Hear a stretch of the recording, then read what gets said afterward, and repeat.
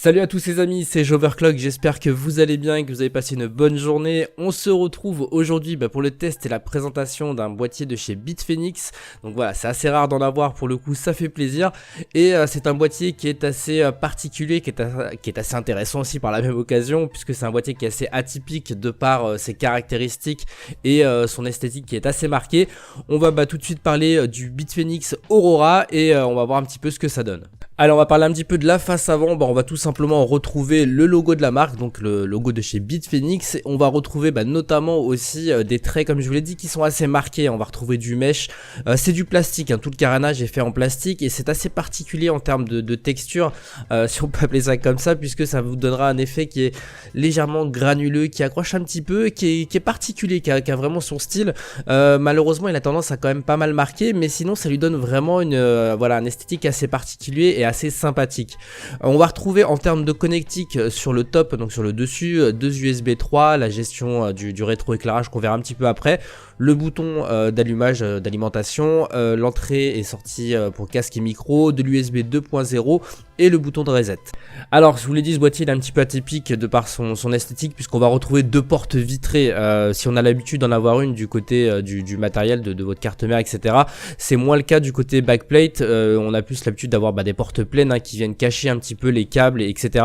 Là c'est une porte vitrée mais qui est beaucoup plus fumée que celle de l'autre côté, ce qui vous permettra lorsque vous allez faire un petit peu de câble management, etc., d'avoir quand même quelque chose de propre et de non visible. On fait un léger crochet vers l'arrière, on va retrouver du classique, notre emplacement pour alimentation, les slots d'extension, il y en aura 7 avec vis à main, on aura du passe-câble, on va retrouver notamment aussi la plaque IO Shield, un ventilateur de 120 mm et voilà à peu près tout. Sur le dessous du boîtier, on va pas retrouver grand chose, on va retrouver un filtre à poussière pour notre alimentation et 4 pieds IFI, donc 4 pieds ronds qui tiennent suffisamment bien le boîtier. On va passer maintenant à l'intérieur du boîtier et du côté backplate. Alors on va avoir une porte vitrée qui a la particularité d'être un petit peu plus sombre que celle de l'autre côté, ce qui vous permettra, comme je vous l'ai dit un petit peu en début de vidéo, de ne pas voir vos câbles lorsque vous allez faire votre câble management, ou en tout cas très peu, donc ça c'est plutôt intéressant pour l'esthétique.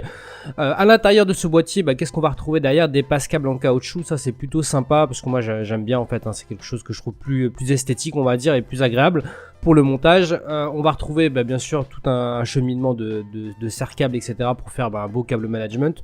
On va retrouver notamment aussi ce qui va vous permettre d'illuminer votre SSD, ça on verra ça un petit peu plus tard, et qui est compatible avec les cartes mères Asus.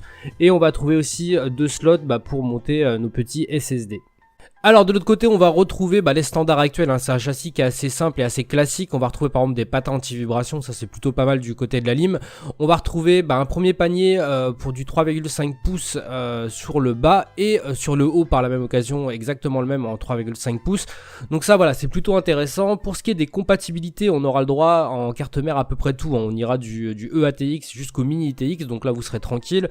On aura 400 mm de compatibilité pour la carte graphique et 160 il me semble pour le CPU, si je vous dis pas de bêtises. Donc voilà, c'est un boîtier moyenne tour mais qui est plutôt bien conçu et assez bien équipé. Un autre point qui est plutôt sympa, si vous voulez vous priver d'HDD, ce qui est largement possible de nos jours, vous pouvez vous priver des deux paniers, du panier du haut et du bas en les démontant tout simplement. Ça c'est plutôt sympa si vous voulez faire un petit peu de place. Alors maintenant on va parler du boîtier à nu, voir un petit peu ce que ça donne, et les plus amateurs d'entre vous en tout cas vont remarquer qu'il manque quelque chose de vital, ce sont les ventilateurs. Il n'y en a qu'un à l'arrière, un 120 mm, on va avoir l'occasion d'en reparler. Quoi qu'il en soit, en termes de compatibilité, à l'avant, on va tout simplement retrouver du 2x120 ou 2x140. Donc en water cooling, on aura le droit à soit du 240, soit du 280 mm. Donc voilà, de ce côté-là, c'est plutôt sympa. À l'avant, sur le top plutôt, pardon, on va retrouver exactement la même chose. En soulevant le top, on va retrouver toute la connectique en façade, bien évidemment. Et aussi les mêmes emplacements, 2x120 ou 2x140 pour du water cooling qui va jusqu'à du 280 mm. Donc de ce côté-là, on est plutôt bien équipé. Alors maintenant je vais vous parler de la config une fois montée et de ses avantages comme le Aura, donc vous voyez le panier SSD sur la droite, on va y revenir un petit peu après. Là actuellement on m'a passé le boîtier en fait avec tout un système de ventilation et de LED, donc forcément ça rend beaucoup mieux. Il faut savoir que le boîtier, lorsque vous l'achetez d'origine, il est à peu près en dessous des 100 €, d'habitude à 99 €, en tout cas cette version blanche. Et le truc c'est qu'il n'y a qu'un seul ventilateur de 120 mm qui est fourni, et ça c'est assez problématique, on va pas se le cacher. Donc là actuellement vous le voyez avec 5 ventilateurs à LED blanche qui m'ont été fournis par la marque avec des LED, etc. Donc ça rend déjà beaucoup mieux. Mais le souci est qu'à 99 €, on pourrait prétendre avoir plus de ventilateurs. Mais d'un autre côté, pour en avoir parlé un petit peu avec la marque, il était impossible en fait de conjuguer en fait le double porte vitrée avec en plus malheureusement un autre ventilateur supplémentaire qui l'aurait fait rentrer un petit peu dans les normes. Donc voilà, c'est quelque chose qu'il faudra vraiment prendre en considération lorsque vous voudrez acheter ce boîtier, c'est qu'il faut tout simplement lui ajouter de la ventilation. Un petit mot aussi donc du coup sur le panier SSD Aura qui se fixe à l'avant, vous l'avez vu dans certains plans.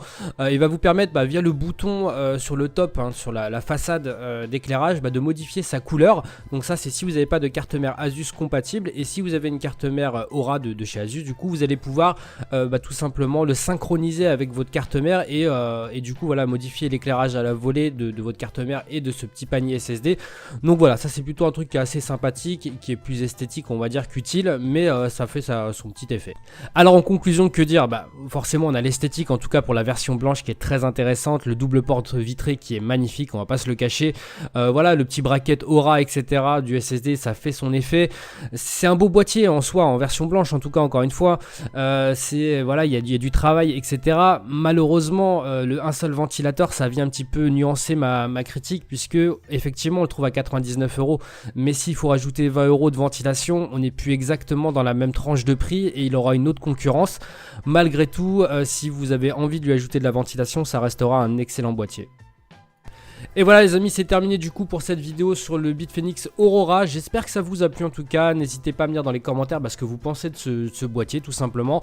Un petit like aussi si jamais ça a pu vous plaire cette vidéo. Moi ça aide forcément beaucoup la chaîne et ça me fait plaisir.